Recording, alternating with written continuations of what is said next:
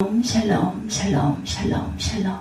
하나님 사랑합니다. 여러분 주 안에서 사랑합니다. 출애굽기 17장 9절에서 19절 성막의 뜰과 문 우리 함께 살펴보도록 합니다. 너는 성막의 뜰을 만들지니 남쪽을 향하여 뜰 남쪽의 너비가 100규빗의 세마포 휘장을 쳐서 그 한쪽을 당하게 할지니 기둥이 스물이며 받침수물은 노수로 하고 그 기둥의 갈고리와 가름대는 은으로 할지며 그 북쪽에는 너비가 100규빗의 포장을 치되 그 기둥이 스물이며 그 기둥의 받침수물은 노수로 하고 그 기둥의 갈고리와 가름대는 은으로 할지며 은의 옆구 서쪽의 너비 50규빗의 포장을 치되 그 기둥이 열이요 받침이 열이며 동쪽을 향하여 뜰 동쪽의 너비도 50규빗으로 될지며 문 이쪽을 위하여 포장이 15규빗이며 그 기둥이 셋이요 받침이 셋이요 저쪽을 위하여도 포장이 문 저쪽을 위하여도 포장이 15규빗이며 그 기둥이 셋이요 받침이 셋이며 뜰 문을 위하여는 청색 자색 홍색 실과 가늘게 꼰 배실로 수놓아 짠 20규빗의 휘장이 있게 할지니 그 기둥이 넷이요 받침이 넷이며 뜰 주위 모든 기둥의 가름대와 갈고리는 은이요 받침은 노시며 뜰의 길이는 100규빗이요 너비는 50규빗이요 세마포 휘장의 높이는 5규빗이요 그 받침은 노시며 성막에는 쓰는 모든 기구와 말뚝과 뜰의 포장 말뚝을 다 노수로 할지니라 이렇게 말씀하고 있습니다. 성막의 뜰은 성막 주위를 울타리처럼 만든 담이라고 생각하면 이해가 돼요. 이 뜰의 길이는 45m, 폭은 21.5m, 높이가 2m가량 되는 담입니다. 이 담을 치기 위해서는 기둥을 세웠는데 그 기둥이 남북으로 20개씩 동서로 10개씩 세워요. 그러니까 모두 합해서 60개의 기둥으로 세워라 이렇게 말씀하죠. 이 담은 시멘트가 아니고 세마포였습니다. 성막을 중심으로 해서 직사각형의 세마포 담정을 둘러쳤던 것이죠. 이 성막의 뜰은 성막에 아무나 접근하지 못하게 하는 것이고 들짐승이 들어오지 못하도록 하기 위한 것이기도 하죠. 이 뜰을 세울 때 기둥과 줄이 연결되어 있어서 견고하게 세워졌습니다. 성경 지리학자들의 의하면 광야였던 시나이 반도에는 200만 명이 넘는 대군중이 거주할 만큼 평탄한 지역이 없다고 그래요. 그러나 이스라엘 백성은 먼저 성막을 세울 만한 평범한 대지를 확보한 후에 그곳에다 성막을 세웠습니다. 그리고 그 주위에다 자신들의 장막을 세우죠. 마치 청교도들이 영국에서 대서양을 건너와서 지치고 병든 가운데서도 미국에 도착하여 제일 먼저 교회를 세우고 그 다음에 학교를 세우고 자기들이 살 집을 지었던 것과 같은 것이죠. 오늘 본문에서 하나님이 먼저 성막을 짓게 하시고 그 성막을 완성하는 뜰을 만들라 하신 것을 관심 있게 보아야 합니다. 이 본문 말씀에서 우리는 나의 이익이나 욕심을 먼저 생각할 것이 아니라 하나님의 나라와 하나님의 교회를 우선적으로 생각해야 한다라는 교훈을 받습니다. 하나님 제일주의, 교회 우선주의로 살게 될 때 이 광야와 같은 세상에서 실족하지 않고 하나님의 축복과 은혜 가운데 살 수가 있을 것이라는 것입니다.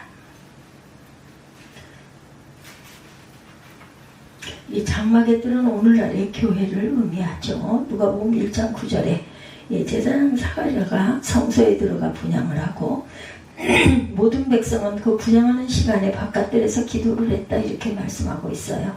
교회는 무엇보다 기도하는 장소이다. 솔로몬이 성전을 짓고 봉헌할 때 하나님께 간구하기를 이 백성이 성전에 나와 기도할 때 주는 하늘에서 들으시고 그 일을 돌아보옵소서. 나의 하나님이여 이제 이곳에서 하는 기도에 눈을 두시고 귀를 기울이소서라고 기도합니다.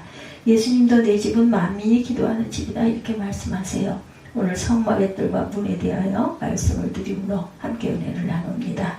첫째로 담을 치기 위해 세운 기둥에 관해서 말씀드리죠. 성막을 중심으로 주위를 직사각형으로 2.5m 간격으로 담을 쳤는데 그 기둥이 60개다. 그 기둥의 재료는 조각목입니다. 이 기둥은 조각목 밑에다 노수로 말뚝을 만들어 세웠어요. 그러니 노수로 된 말뚝은 땅속에 묻혀 있어서 보이지 않았고 기둥인 조각목만 지상에 세워져 있던 것이죠. 기둥은 천으로 된 막을 지지하고 동시에 성막을 보호하는 역할을 합니다. 40년 동안 이스라엘 백성들이 광야 생활을 했는데 이 성막의 뜰로 인해서 성막이 견고하게 보호를 받았죠. 이 성막은 60개의 기둥으로 둘러쳐진 담에 의해서 안전하게 보호가 됩니다. 디모데전서 13장 15절에 이 집은 살아계신 하나님의 교회요 진리의 기둥의 터다 이렇게 말씀하고 있어요. 초대교회부터 오늘까지 음부의 권세가 계속해서 교회를 핍박했지만 해하지 못하였다. 교회는 하나님이 지켜주시기 때문에 결코 망하지 않습니다. 요한계시록 19장 11절에도 백마탄 자가 공의로 심판하며 싸웠더라 말씀하시죠. 여기서 백마탄 분이 예수님이세요. 예수님이 마귀의 권세와 싸우고 계시기 때문에 주님의 몸된 교회도 지금 영적 전쟁을 하고 있는 것이다. 교회는 주님이 다시 오실 때까지 이 영적 전쟁을 쉴 수가 없어요. 에베소서 6장 11절 이하에 마귀의 괴계를 능히 대적하기 위하여 하나님의 전신갑주를 입으라. 우리의 씨름은 혈과 육에 대한 것이 아니오 정사와 권세와 이 어둠의 세상 주관자들과 하늘에 있는 악의 영들에 대함이라 이렇게 말씀합니다. 야고보서 4장 7절 이하에도 마귀를 대적하라. 그리하면 너희를 피하리라. 하나님을 가까이 하라. 그리하면 너희를 가까이 하시리라.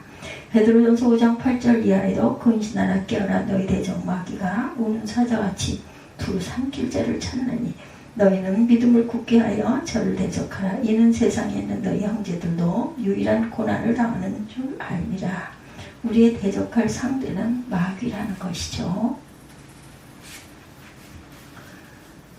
악한 영이에요. 그래서 우리가 항상 교회는 진리를 위해서 계속해서 어둠의 세력과 싸워야 된다는 거, 우리가 온전한 개념을 분명하게 가질 줄 알아야 된다. 성막 주위에는 60개의 기둥이 둘러서 있어서 성막을 보호합니다. 이 기둥은 교회의 일꾼들을 상징하죠. 여러분은 우리 교회의 기둥 같은 일꾼들입니다. 한 사람 한 사람이 우리 교회를 지키고 있는 것이죠. 요한계시록 3장에 소아시아 7교회 중에 필라델피아 교회에 보낸 편지가 나오죠. 계시록 3장 10절부터 보면 내가 나의 인내의 말씀을 지켰은즉 내가 또한 너를 지키며 시험에 해를 면하게 하리니 이는 장차 올 세상에 임하는 땅에 거하는 자들의 시험할 때라 이렇게 말합니다. 내가 속히 임하리니 내가 거친 것을 굳게 잡아 아무나 내 면류관을 빼앗지 못하게 하라. 이기는 자는 내 하나님의 성전에 기둥이 되게 하리니 그가 결코 다시 나가지 아니하리라. 마귀 권세와 싸워 이기는 교회의 기둥 같은 저와 여러분들이 되시기 바래요. 둘째로 뜰의 기둥을 둘러싼 그 세마포에 대해서 함께 봅니다. 성막의 담은 세마포로 막았어요. 이 세마포 담은 거룩하신 하나님이 계신 곳과 성전 백성들이 있는 곳을 가로막아서 구별합니다. 교회는 세상과 구별된 신성한 신학의 공동체죠. 신앙의 공동체입니다. 세상에 많은 사람들 가운데 하나님이 부르셔서 구별된 성도들이 모인 곳이 교회고, 그래서 교회를 에클레시아 이렇게 부르죠. 세상에서 부름받은 거룩한 무리라는 뜻입니다. 그러므로 교회는 성결해야 됩니다. 교회가 세속화되면 안 되죠. 지금 세속의 물결이 교회의 침투에 들어오기도 하는데 성도들의 삶이 불신자와 다를 바 없을 정도로 타락해 가기도 하죠. 히브리서 12장 1절 이하에 모든 무거운 것과 얽매이기 쉬운 죄를 벗어버리고 인내로 우리 앞에 당한 경주로 경주하며 믿음의 주여 온전하게 하신 이인 예수를 바라보자 이렇게 외치고 있죠. 4절에도 너희가 죄와 싸우되 아직 피 흘리게까지 대항치 아니하고 아들들에게 고언하는 것 같이 너희에게 고면하신 말씀을 잊었도다 일렀으되 내 아들아 주의 징계하심을 경히 여기지 말며 그에게 꾸지람을 받을 때 낙심하지 말라. 주께서 그 사랑하시는 자를 징계하시고 그 받으시는 아들마다 채찍질한다 이렇게 말씀합니다. 빛을 비추지 못하는 등은 무의미하죠. 성도는 세상의 소금입니다. 소금이 맛을 잃으면 아무 쓸데가 없어요. 길에 버리워져서 사람에게 짓밟힐 뿐이다. 성도가 성결할 때 교회가 성결해집니다. 성도들은 성결한 삶을 사시기를 축원합니다. 믿음의 주여 온전케 하시는 이 그리스도를 바라보시기 바라요. 징계를 받을 때 깨달으시기 바랍니다. 하나님이 나를 성결케 하셔서 더 귀히 쓰시기 위함을 깨달으시기 바라요. 요한계시록 19장 6절부터 8절에 보면 천국에서 허다한 무리들이 하나님을 찬양하고 있는데 그들은 빛나고 깨끗한 세마포를 입게 하셨은즉 이 세마포는 성도들의 옳은 행실이다 말씀하죠. 세마포는 성도들의 올바른 행실을 말해요. 이사야 61장 10절에 내가 야훼로 인하여 크게 기뻐하며 내 영혼이 나의 하나님으로 인하여 즐거워하리니 이는 그가 구원의 옷으로 내게 입히시며 의의 겉옷으로 내게 더하시니 신랑이 사모를 쓰며 신부가 자기 보물로 단장함 같게 하셨느니라 이렇게 말씀합니다. 그러므로 성도는 흰옷을 더럽히지 아니해야 한다. 성도는 거룩한 하나님의 자녀예요. 하나님의 자녀답게 생각하고 하나님의 자녀답게 행동할 줄 알아야 되겠다. 셋째로 성막들을 세우기 위한 줄에 관해서 말합니다. 성막의 뜰 기둥과 기둥을 연결해서 줄로 단단히 묶었어요. 이 줄은 사랑의 띠라는 것입니다. 그 사랑의 띠라는 것, 소망의 줄이기도 합니다. 어떤 어려운 환경 속에서도 소망을 잃지 말고 성도와 성도 간에 서로 사랑함으로 믿음을 굳게 해주어야 한다. 하나님의 사랑을 가장 깊이 체험한 사람이 호세아 선지자이죠. 그는 아내 고멜의 집을 나가 음란한 죄를 짓습니다. 그의 아내가 그러나 하나님의 아내를 용서하고 데려다 같이 살아라 말씀하죠. 인간적으로는 용납할 수 없었지만 하나님의 명령에 따라 호세아는 아내를 데려옵니다. 이것은 하나님의 마음을 예언자의 삶을 통해 보여주신 것이죠. 이스라엘 백성이 하나님을 버리고 우상을 섬겼지만 여전히 하나님은 이스라엘 백성들을 용납하시고 사랑해 주신다는 것을 깨우쳐 주셨어요.